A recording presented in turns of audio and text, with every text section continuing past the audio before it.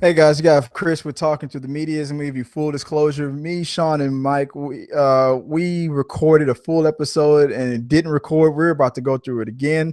They're about to jump on any second now, and it's going to be rapid fire because we are not going to go through all that conversating the way we did the first time that no one's going to ever see again. So give it a little time. We're gonna let these guys pop in. I'm just gonna fill in some air and talk about how crazy it is. How when you think you push a button, you think you're going live, you think everything's going smooth. You talk for almost an hour and nothing was happening the whole time. You only find out after the fact. So now we're introducing. We have Michael Wu. He is here. Mike, I'm gonna let you know right now. I've been talking for this like a couple of seconds right now. Just let the people know what was going on. So I'm gonna I just said the truth. We're gonna rapid fire because nowhere in the world we're gonna get as deep into this as we did before. How do you feel about the fact that on your debut out, everybody? This is Michael Wu from you might recognize him from his channel.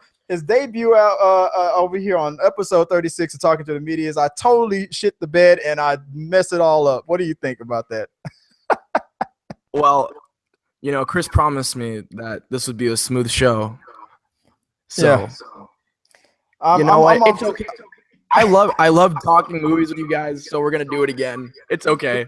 We're gonna do it again for the first time. So right now, second first episode. Say, go ahead. You got. Now we got to fix this. Like we got to fix our any audio issues, anything. Come in. Say that one more time. I didn't quite hear you. It's time to record my first episode of this show. It's okay though. It's time to record this debut episode for the first time. And while we're waiting for Sean to get in, you know what? I'm gonna be honest with you. Sean, there he is. He's popping in. Sean, I've already started talking because I had to explain to people what was going on. Sean, I told people this was Mike's debut on Talking Through the Medias, a full episode of Talking Through the Medias, and I totally just crapped on it. And so now we're about to rapid fire through this again.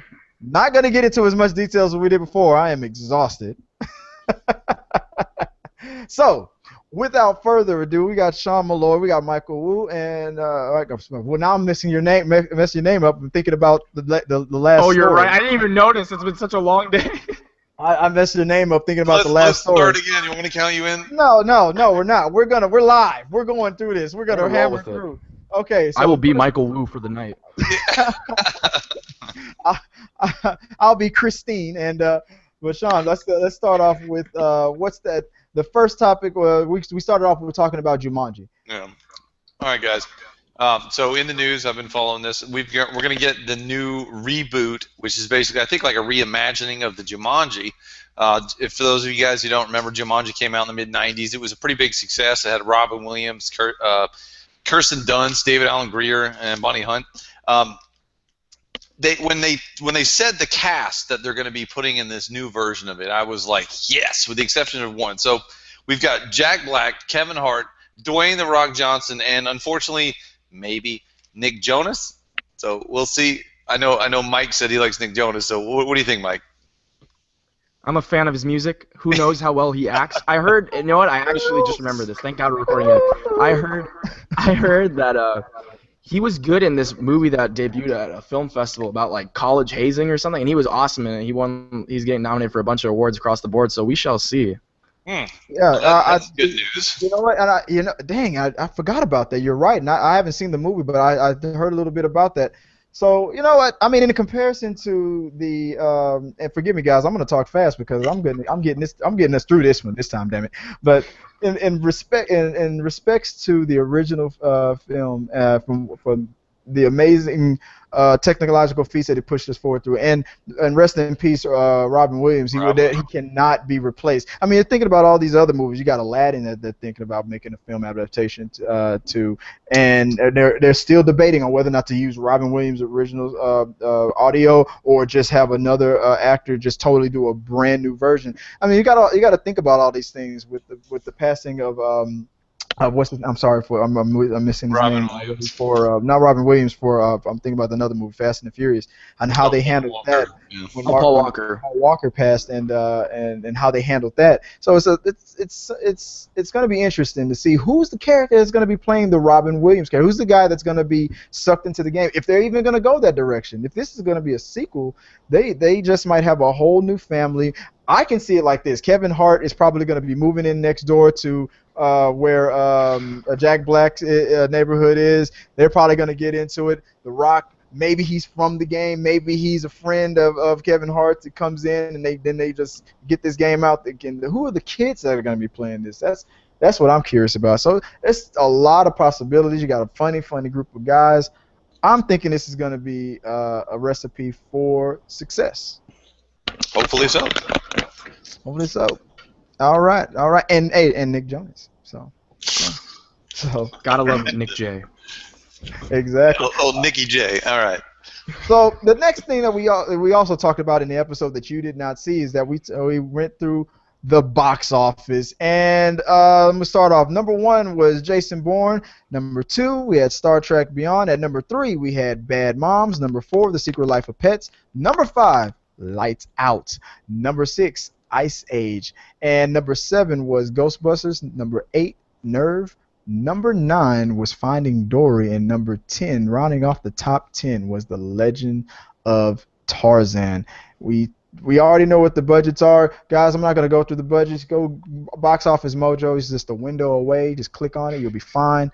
And what did you guys think? John, what did you think about the top 10? I was surprised that Finding Dory was like so far down on the list, and kind of a little bit surprised about the Tarzan. I mean, it didn't look interesting to me, but it's surprising just how fast it has plummeted. So. Exactly. What about you, Michael? What did you think about this? Anything specific that hit you like a ton of bricks? I'm surprised actually by Nerve being so low down, because a lot of people within my age range are talking about this movie like it's gonna be, the next big thing, but they didn't show up to the theater apparently. So who knows? It's gonna be the Maybe it was next the big weird thing release next of it. week. Yeah, She, I mean, who knows? Emma, what was it? Or what was her name? Emma- Emma Roberts. Emma Roberts. Roberts might be one of the next big things, but this movie is not.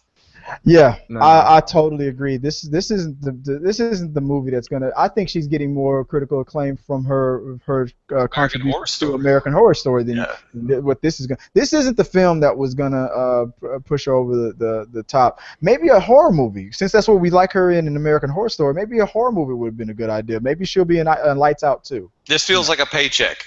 That's what this feels like for me.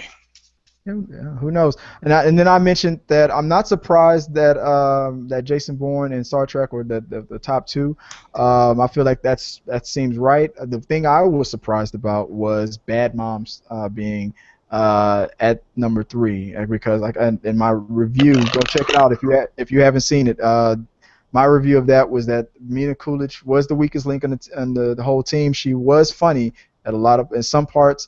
Not so much in some others, and she was surrounded by a juggernaut of women that just killed it and crushed. So I like the movie, but I don't see how that Bad Moms is above Lights Out. I just don't see it. So that's what stood out to me.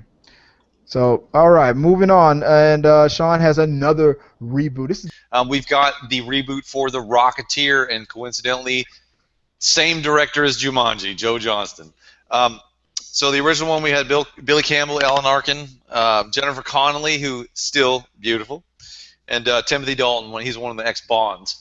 So the sequel, or I guess I think it's a spiritual sequel. It is going to be set, they say, roughly about 6 to 8 years after the original one ended. We are not going to see Billy Campbell. He may do a cameo, but he is not going to be the main character. But Chris found out something that was kind of interesting about this, a complete change from the traditional Rocketeer. Let us know, Chris, what did you find out?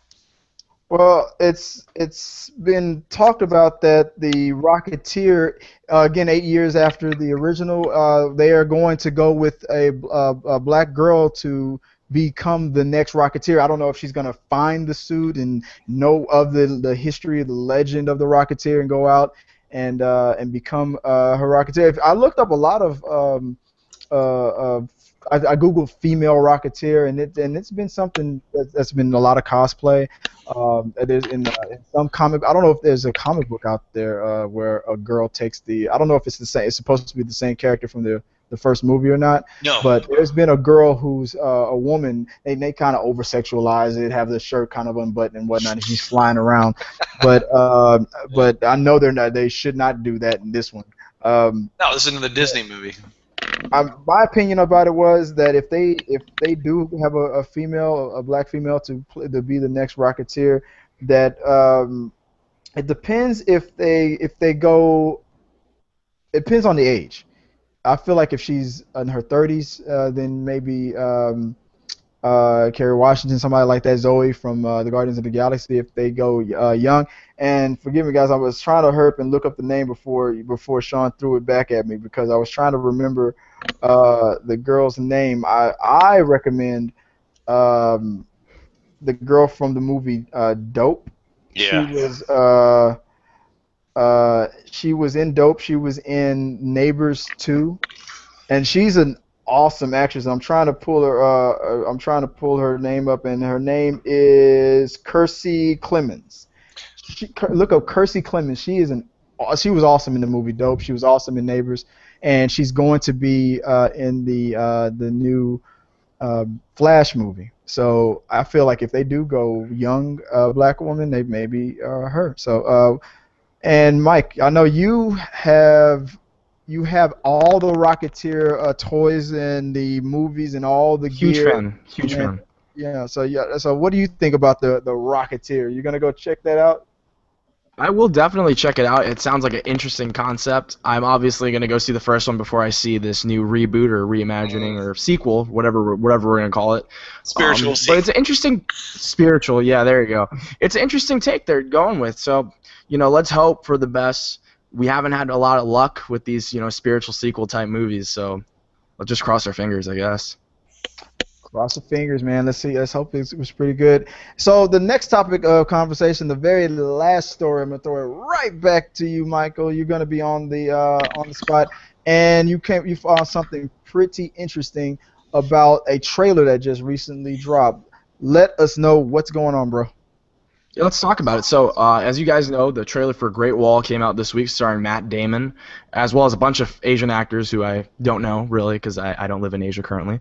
But anyway, so we got this directed by an Asian guy, and it takes place in ancient China, but we have Matt Damon in the lead. Right. As a European soldier who fights monsters at the Great Wall of China, which is very odd, but we'll get to that. Anyway, so fresh off the boat actress Constance Wu has posted a long excerpt on Twitter about whitewashing in Hollywood and whatnot, and the big quote that I pulled from it was, "Stop perpetuating the racist myth that only a white man can save the world. It's not based in actual fact."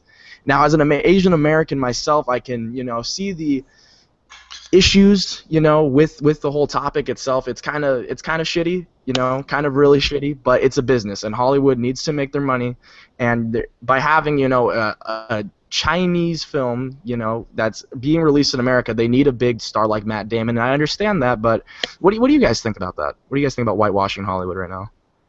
Go ahead, Sean. I'll let you start. I think it's ridiculous. I think it's absolutely, completely ridiculous. And I think that, unfortunately, this particular movie is going to pay dearly for them picking somebody like Matt Damon and cutting the trailer the way they did. Because American audiences are going to just look at it and be like, what the hell was that? What is it about? Why the hell is Matt Damon standing on the Great Wall? I mean, what is he doing there? Yeah, exactly.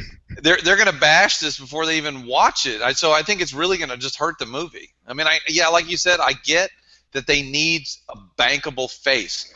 But put somebody else in there, not Matt Damon. I mean, come on, man.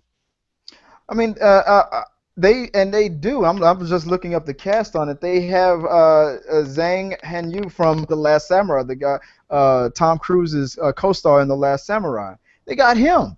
I mean, that could have been an awesome lead for this movie. Everyone else that I see, I recognize. We have Willem Dafoe. I like William Dafoe. I like Willem Dafoe as well. Have Henry Cavill. Henry Cavill, Superman. Yeah. Oh, no yeah. kidding. I didn't know Henry Cavill was in this. Yeah, so it's gonna be interesting because it's like So we got the Green Goblin and Superman and Matt Damon on the Great Wall.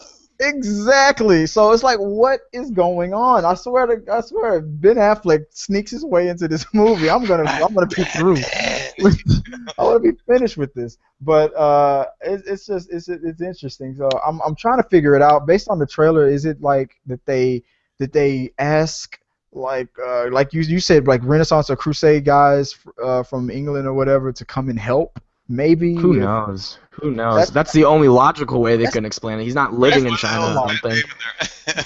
It's like I don't know, 1500 years ago, they're in the Great Wall of China, and I just can't see whoever the leader is or the emperor or whatever, and just bring me Matt Damon. We need Jason Bourne to figure this out. You know? Matt Damon. Oh my goodness! So I don't know. I say bravo to Constance Wu for what she said. As you may or may not know, Scarlett Johansson is going to be the lead in the Ghost in the Shell. She's the highest paid woman in Hollywood today. So I mean, financially, yeah, the logic is there. Matt Damon is logical if you want to bring in both America and the rest of the world and come together and make $1 billion. It makes sense. I just feel like it's gonna backfire. Bravo to Constance Wu for bringing attention to it. She's a superstar, man. If you guys haven't been watching Fresh Off the Boat, she is hilarious. I love her. I think I got a huge crush on her. So I'm gonna probably go check that show out right after we finish wrapping this. And we haven't been recording for the past 10 minutes, and I'm just kidding. So. Oh my goodness. So, all right, let's do it. Let's sign us off. So anyway, guys, I'm Michael. That's Chris. That's also Sean. And, we're about to hit 700 subs. That means more free movies. So you guys should definitely hit that. Hey, if we get to 1,000, giving away a game console. So get ready for that. You guys just got to comment, subscribe. That's all you got to do. That's all you got to do. It's easy. 2 clicks. 2 clicks. You can type in a couple letters. It'll get you there. And appreciate you signing us off. Just like Mike said, just hit that subscribe button. Let us know what you think. And until next time, guys.